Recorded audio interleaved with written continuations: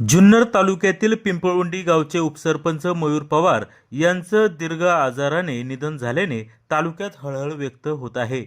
अत्यंत प्रतिकूल परिस्थिती असताना मयूर पवार यांनी स्वतःचा वाहन उद्योग व्यवसाय सुरू करून अल्प कालावधीमध्ये चांगला जम बसवला होता। केवळ आळेफाटाच नव्हे तर संपूर्ण तालुक्यात त्यांच्या मनमिळावू व दिलदार स्वभावामुळे त्यांच्या मित्रपरिवारामध्ये मोठी वाढ झाली होती। काही महिन्यांपूर्वी झालेल्या जिल्हा परिषद निवडणुकीसाठी त्यांनी जोरदार मोर्चे बांधणी केली होती।